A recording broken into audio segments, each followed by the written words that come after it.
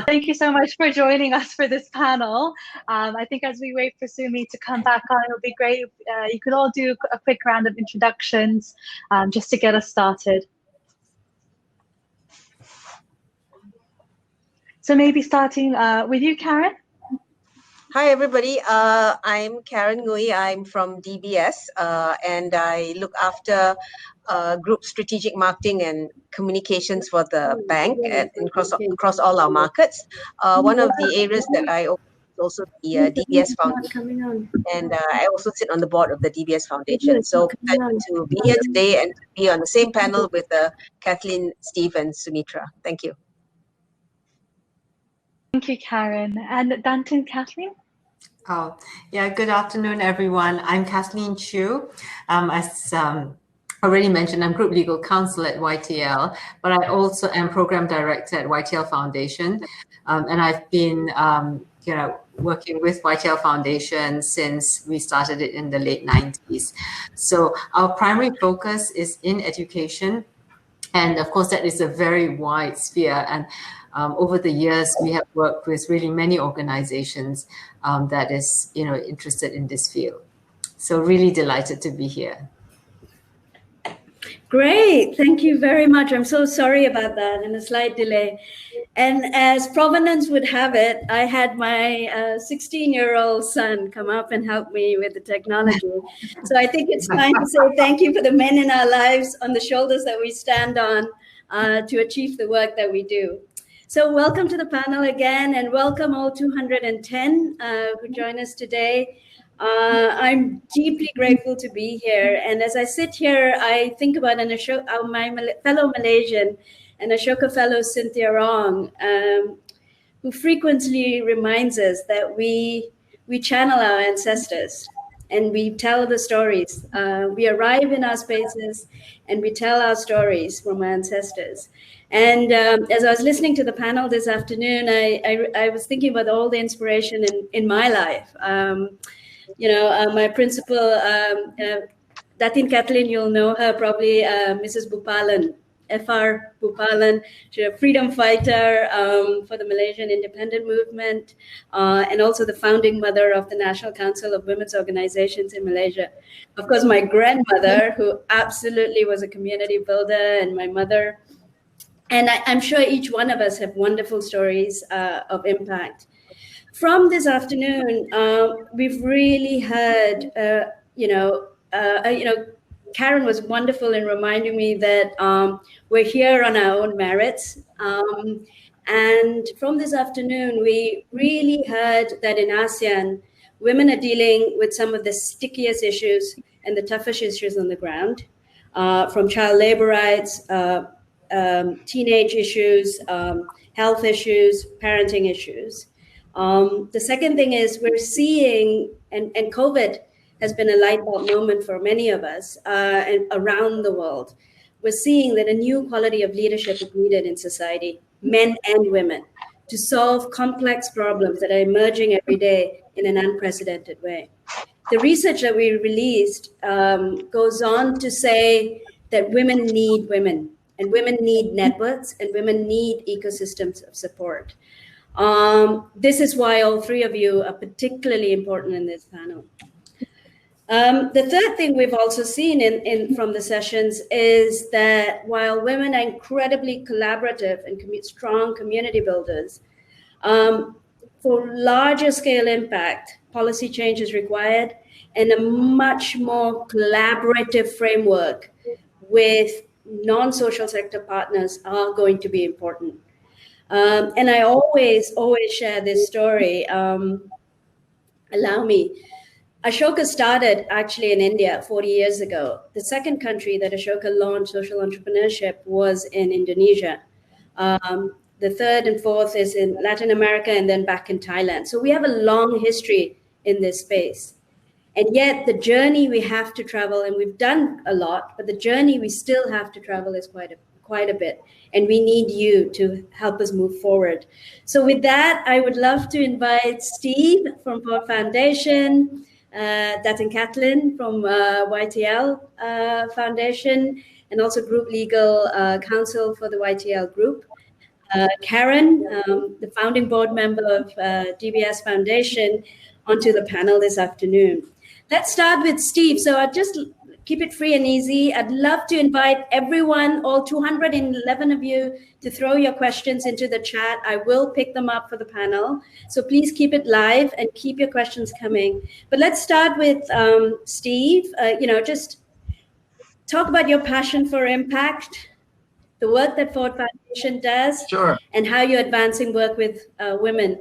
And thank you for being for 70 years in ASEAN and Indonesia for us. So thank you. Over to you. Yeah, I mean, interestingly, like Ashoka, India was actually the first international office that Ford Foundation opened, and Indonesia was the second in 1953. I've been with the foundation now for close to 11 years as a senior program officer. And the main mission of the foundation, which has no relationship with the motor company, the main mission of the foundation is reducing inequality of all forms and advancing social justice. And so in the Indonesia office, which is where I work, our primary program is through good natural resource governance and reducing the impacts of climate change. And so, of course, women bear the disproportionate impacts of natural resource exploitation, whether it be oil palm plantations, pulp and paper plantations, mining, and also, of course, the disproportionate negative impacts of climate change, right? Because Indonesia is a massive archipelago, and we've seen our fair share of tsunamis, and also, just the variability due to climate change, which disrupts very much farmers' cycles. So with respect to women in particular, we have a specific focus on ensuring and securing women's rights over natural resources. So our focus is very much rural and natural resource dependent areas. And some of those communities self-identify as indigenous, others do not, but they're all dependent on natural resources. So Indonesia is in a very strange situation where most of the rights of these communities are not formally recognized by the government. And so what we do generally is support efforts to have those rights recognized. And secondly, to ensure that those rights are equitably distributed. So in that regard, we very much support indigenous communities, but as we all know, many indigenous communities are very patriarchal. And so our mission critical grantee, one of them, the Indigenous Peoples Alliance of the Archipelago, they're a membership-based organization, meaning indigenous communities are members. They see indigeneity as evolving, right? It's not something that's frozen in time. So, it's about introducing equality, equity for men and women, right?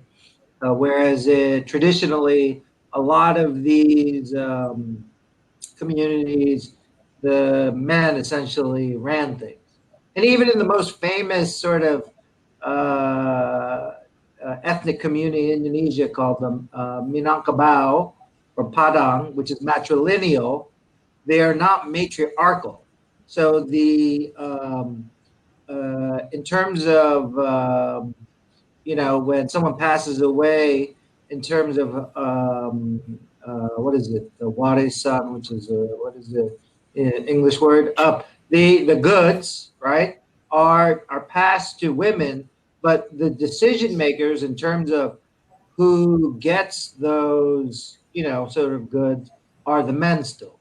So maybe I'll leave it at that for now. Sorry for. No, that's great. That's great. Great to hear about the fund that is really directed towards resilience in natural resources and women. I think that's a fantastic initiative towards climate change. So thank you for that, Steve.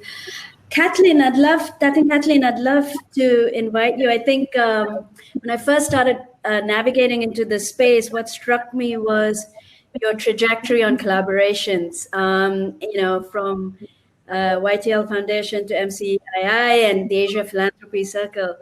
Can you share a little bit about your passion for impact and how you've used collaboration to drive change? Yeah, so I think I mentioned earlier that at YTL Foundation, we started, we're really essentially an education foundation and trying to use education as a tool for better society, because that's what we believe fundamentally every society needs. And right at the beginning of our journey, we were giving out scholarships, which is something that a lot of, I think, Asian foundations do. And it was really a very individual thing. You know, we do our own thing, we claim the space, the scholars are ours. But as time went on, we just saw the need was greater, and to try to make impact, in schools, it's very difficult. I mean, working with the national schools, and a lot of different foundations were doing that, but all claiming their little space. So sometime in 2014, some foundations got together, we were at a round table and we said, wouldn't it be great if we could all have a collective, right? Can we not kind of waste resources so that we could work together and magnify our impact? And that's where the Malaysian Collective Impact Initiative was born, or MCII. And it was about 10 funders who got together with the same vision to see, we all wanted to make an impact in education, but what could we do as an experiment that we worked together? So that was a great experience, because we brought together quite, a diverse group of people, from the PWCs and people like that to the foreign banks and to people like ourselves. The barrier to that, though, was that still a lot of people like to claim their own space. So we were able to move the needle along to get people to collaborate, but there was a limit to what we could do. And through that experience, though, I met the Asia Philanthropy Circle, and it was really meeting a group of people who were really advocating for even cross-border, across ASEAN, across our lines of political and geographical difference, to say, as philanthropists, what are we trying to do? Can we learn from each other? Can a Malaysian idea impact someone in Indonesia?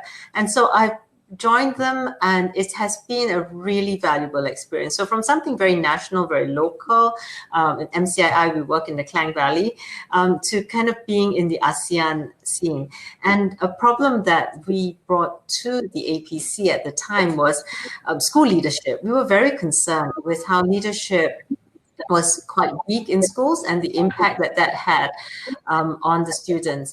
And APC was able, because of its network, and it was working across geographies, to do a study for us and say, where are good examples? What are programs that people are running that would be cost effective and that could help us solve the problem that we had in Malaysia?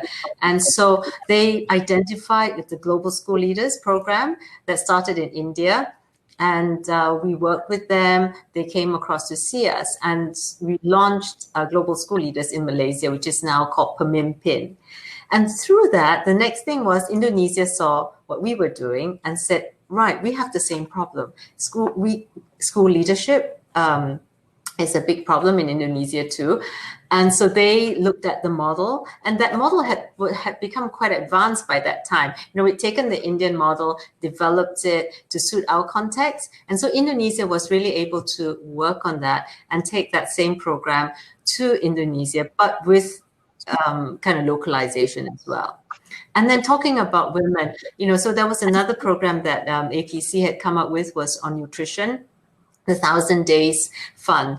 And it was how to support young mothers right through pregnancy to 1,000 days of the child's growth, because stunting was a big problem, especially in the outlying islands, I think in Indonesia. Around that time, there's this report from UNICEF came out in Malaysia that said that stunting was actually getting worse in Malaysia, and it was better 20 years ago, and now it's worse. And that really shocked us because, you know, Malaysia's been progressing, right? What is happening with stunting? And again, obviously it's a very women-centric problem, but through APC, we were able to think that through, use the work that had been done earlier on, and even simple solutions like introducing height charts to mothers and educating them how to use the height charts, educating them as to nutrition. And so we've started a program here now with a low-cost housing community. And we see that as education too, because we are educating mothers how to kind of deal with nutrition and bring up their children. And then as the children grow up, we will have programs for education. So these are, some of what we have done in collaboration. And then, of course, our latest project is a collaboration with Acumen. And we've brought the Acumen Fellowship to Malaysia with a lot of their support. And it's all about kind of how do we build a community of social entrepreneurs and social change makers that can hold each other accountable. And, of course, we don't look at it just with a gender lens, but as with a lot of social entrepreneurs around the world, a lot of them are women.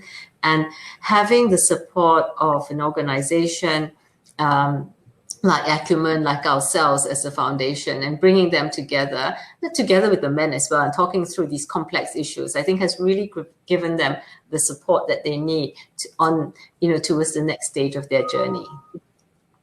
So that's just, something that we're doing on collaboration. And I really believe that is really the way forward for, greater impact. Yeah, thank you very much, I think, Kathleen, and really like the cross-border stories as well. Because one of the observations we made is that social entrepreneurs across the board are solving lots of complex problems, and ASEAN needs more innovation. So if we are able to collaborate and also cross-border collaboration, then we are able to scale and create greater impact. So thank you for that, Datin.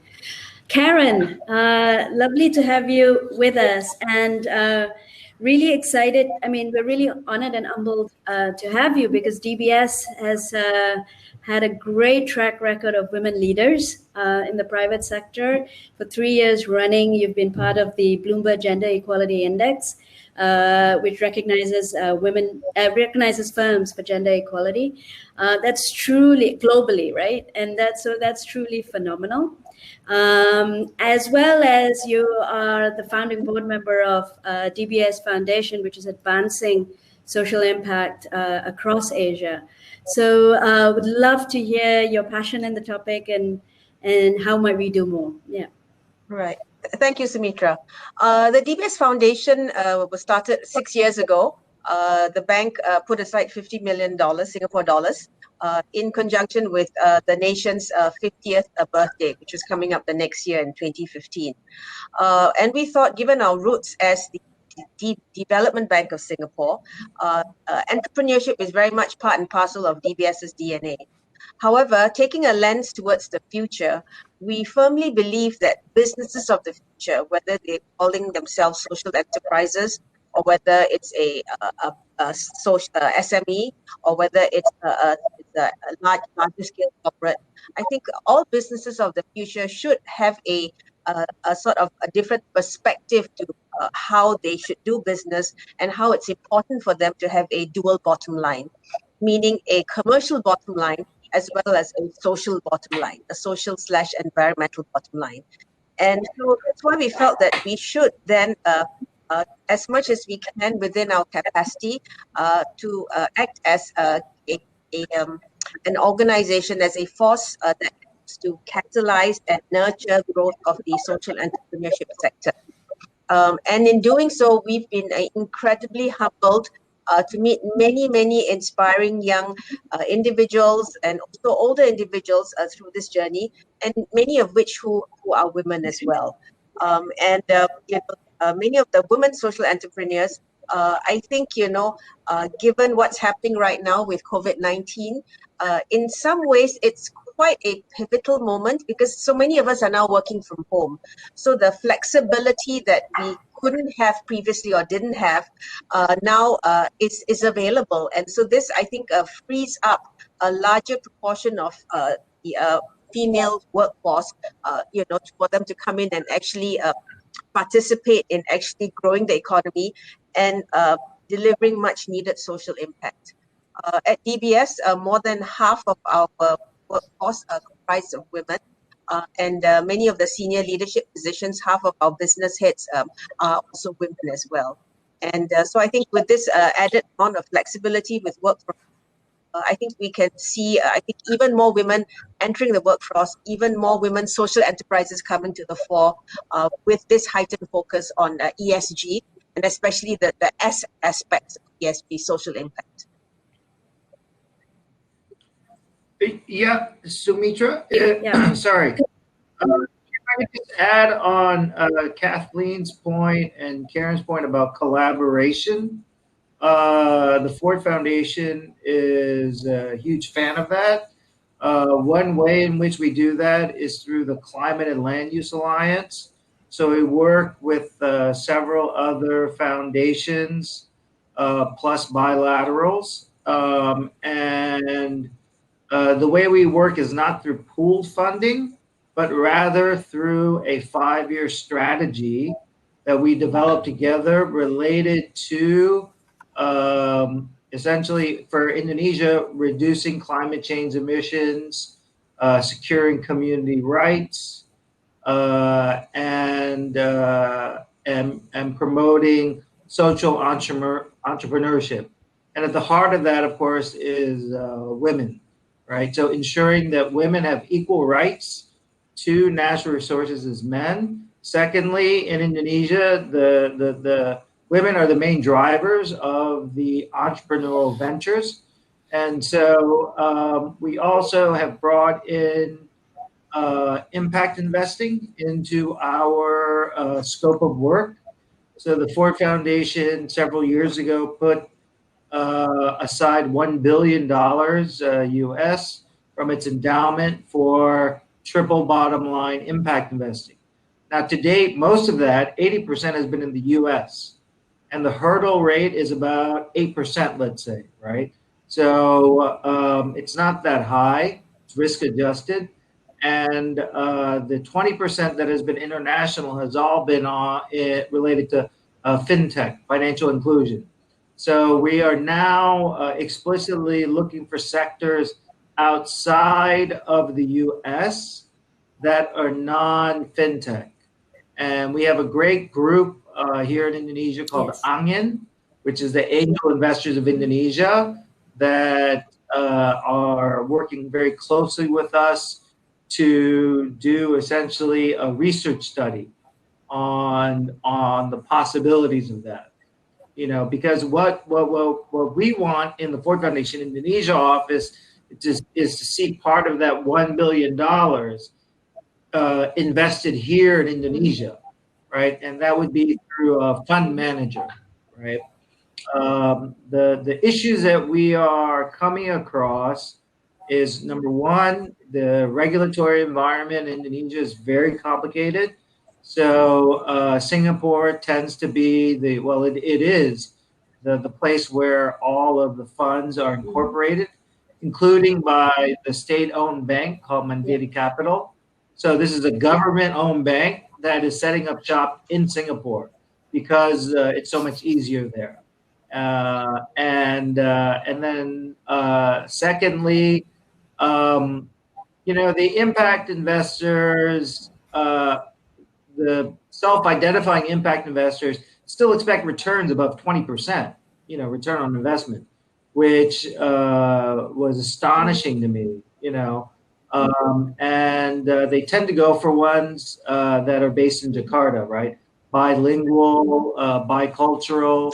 But what we've seen from the Angin research is that the vast majority of opportunities, investable opportunities, are outside of Jakarta, in rural areas where a lot of it is offline. And then also the ability to speak English is limited. So those are gaps. Those are bridges that Ford is trying to build in terms of investing in those women-led social entrepreneurship models. Yeah, no, thanks a lot, Steve, for deepening the conversation. I think what I'm really encouraged and listening here is the span of offering that Ford Foundation has, which is philanthropic on one side for the really sticky, difficult issues that may not have a business model to it, like climate justice, land rights, land use. And on the other side, significant investments into impact investment, which lends itself more readily for investments. And great that you're building the pipeline outside the moving into rural areas. So that's great. So we've got a couple of questions on the chat, so I'm quite excited about that. For each of the panelists, what are 2 or 3 actionable steps you've learned from your extensive experience that you can share with us social entrepreneurs?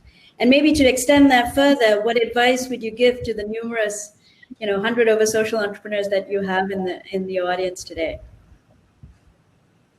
The last few months have been months and times like no other. I think none of us would have ever expected, us to sort of be our lives to be completely disrupted because of COVID-19. That said, I think it has brought right up to the forefront the importance of social impact. No longer is it about, capitalism for capitalism's sake, but now I think the notion of conscious capitalism is front and center. And I think it's therefore quite a pivotal moment for social enterprises, social entrepreneurs. And I think definitely, I think this therefore would mean that women and social entrepreneurs also should step up and be the best they can be. We don't believe in sort of looking at having gender lenses, but it's about being innovative, entrepreneurial, and being the best that you can be. So I think this is it's a pivotal moment. It's a huge opportunity. And I think, we should just forget, whether you're men or women, young or old or whatever ethnicity, but to kind of think about what are the problems out there, how can we solve those problems in a sustainable manner? And that's why it's also important to have good business fundamentals in place, which is why in the bank and DBS, not only about giving out grants, but we also mentor social entrepreneurs. We introduce them to our clients. We try to open doors for them and help them to establish new networks, new connections. And of course, we also volunteer. My colleagues, in the bank also volunteer to help out entrepreneurs. So I think integrating into society, like Kathleen was saying, collaboration. I think it's definitely really important because. If nothing else, this virus has taught us that we're all in this together, and we all need to work together to emerge stronger from this. That's at the heart of Ashoka's Everyone a Changemaker World, is how do every one of us solve a problem today, right? And I think that's a great call to action. Thank you, Karen. Kathleen and then Steve, 2 or 3 advices. Yeah, please. Yeah, I think it's from your research as well that it's hard to stay the course, right, as a social entrepreneur. It's tough. I mean, it's hard to get funding, a lot of things fail. So I think that, how do we build resilience, right? How do we hold on to the values that we started out with as social entrepreneurs? I think that's a question that whether young or old social entrepreneur will have to ask themselves. And I feel that, to do that, what you have to do is get like-minded people you admire, people that you can look up to, and form those relationships that will hold you accountable, because it's very lonely. And if you haven't got someone to just hold your hand when times are difficult or tell you that you're not doing something right and you're just straying from your initial purpose, that's very hard. So go find people who you either look up to, or who you believe have the same values, and form those support groups, And that's very much as well. I think I've seen in an earlier presentation from today that is, I think, a finding from Ashoka, that it's not just collaboration, but it is having support groups. And then also invest in continuous education, just educate, keep abreast of trends, keep abreast of tools out there that can help you in what you're doing and what even funders are looking for. Now, I mean, if there is a lot of emphasis on how you show impact, invest in those tools to demonstrate your own impact. It's hard sometimes because you're doing so much and the work is more important than the measurement perhaps. But funders need to see that. So you have to understand where funders are coming from and just equip yourself. I think that would be my advice. Yeah, I'm really glad that Karen mentioned COVID and brought us back to earth a little bit and the everyday realities that we have to deal with. Indonesia is unfortunately, it hasn't spiked yet, right? And the government is still sort of in panic mode, if you will, in dealing with the pandemic. Now, in terms of in that context, in terms of 2 or 3 steps that I've learned, and I'll go from the micro to the macro, is that one, as an individual, there are a lot of opportunities to provide a small amount of funding through crowdfunding. So GoGo ID is the main site that's used for Indonesia. And what we've seen with COVID is the one sort of silver lining is the acceleration of the digital transformation of Indonesia, which historically has been much less than Malaysia and Singapore. But we are seeing that now. And I think in terms of manufacturing, I don't really think of Indonesia as a competitive country for various reasons. So, we have this kind of dream team of progressive, and now I'm getting a bit more macro here, dream team of economists and epidemiologists, environmental health experts that are pulling together equitable and sustainable roadmap, a recovery roadmap, post-COVID spike, right? And a key part of that is the leapfrogging to a full-on digital transformation, because it's happening already here in Indonesia because of COVID, right? Particularly in the big cities. And also by connecting the rural communities who still have access to good natural resources, you can cut out the middlemen. So you're dealing directly with producing communities and consumers, right? And so it's a win-win situation in that regard. Lastly, again, as Kathleen mentioned, in terms of collaboration, we can never have enough of that, right? It's not easy. We have to figure out, because each institution has its own self-interest. So figuring out kind of the rules of the game, if you will. But we all have the same goal, right? Which is the Ashoka goal, right? Everybody's a change maker. Absolutely. And so it's ensuring that we keep our eyes on the prize. And then we each come from different institutions. So meeting, the requirements of each institution, but working together through a collaborative strategy, if you will, to do that, right? And then, of course, putting making the financial commitment to do so. So that's kind of the micro to the macro, right? From the individual level to the institutional level.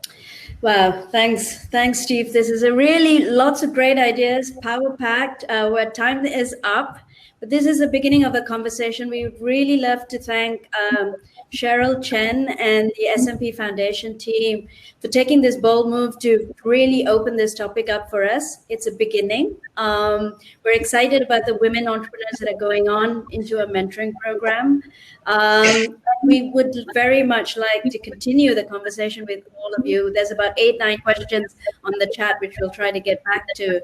But that there is a desperate need for more collaboration, common language, common ways of bringing together and mobilizing for change, and from learning from each other. All three of you have a lot that we can learn from. So thank you very much, Datin, Kathleen, Karen, and Steve, and see you very soon. Over to you, Dian, Rajesh, and Cheryl. Thank you.